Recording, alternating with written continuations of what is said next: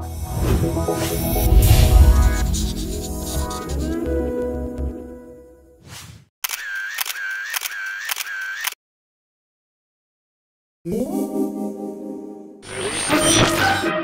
great scientific experiment begins. Try another frequency. What is it? Something's jamming the wavelengths. The turning point had been when I actually, this is in pre-hippie days, by the way, we're talking the early 60s. I've been, since the age of 14, I've been hitchhiking every summer to discover first neighboring countries, and then Europe, and then the Middle East, and then India. And it is in India that actually the shock came, that I first became aware of what it is to be a Westerner, and to accept that.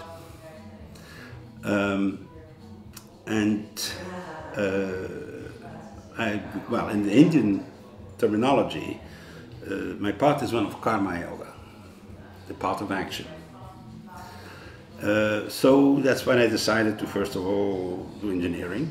You know, engineering action has to do with reality, not philosophy, okay? Or meditation, you know, or whatever else. There are many other paths that are perfectly respectable, but you know, that's the way. I also thought that when you live in the Roman Empire, you better find out what Rome looks like and how Rome works. And we're living in the American Empire, you know, in Europe. So, you know, let's find out how America ticks. The key to each region is different. The key to India is religion, actually. The key to America is business. If you don't understand business, you won't understand America. So I went to America, studied business. And the fastest way to experience a variety of different fields on how institutions work is consulting. You start working in a bank, it will take you 10, 15 years before you know what banks do. But the consulting thing, you start at the top level, you know. In a year, you have 4 or 5 industries. Okay? So I took consulting for that purpose, because it was the fastest way to understand how universities work. I did reorganizations in universities, I did compensation systems in the largest chemical companies, a merger between oil companies, I mean, we did all kinds of things. Mining sector, banks, you know, the whole range of activities. And so that's why I actually chose that way. The thing that I was not aware of at the time, and only became aware of it in the early 90s, was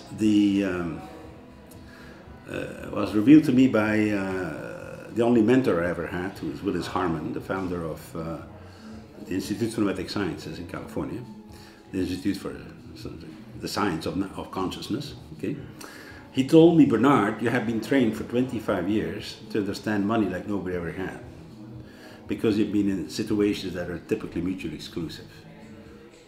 I still believe I'm the only ex-central banker who actually has been managing offshore currency funds.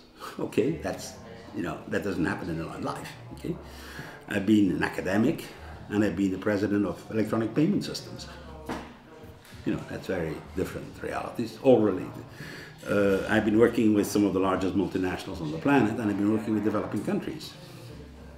So these are all, and the common denominator of all these things happens to have been the money systems. So I decided to accept that challenge, to write down what I had learned, because he said it would be useful for the others. Okay. I thought I would do it. I had planned to invest 3 years. That's over 20 years ago. I can't get rid of the topic. They pursue me. It follows me. As soon as I say, all right, finish that one, something happens, like a major crash, like 2007 today, and they say, wait a minute here, you know, not finished here, okay? So I can't get rid of the topic. I'm perfectly happy to give it to some other people, by the way. That's why I write books, because books is a good way of getting rid of a topic for me. That other people start worrying about it rather than me.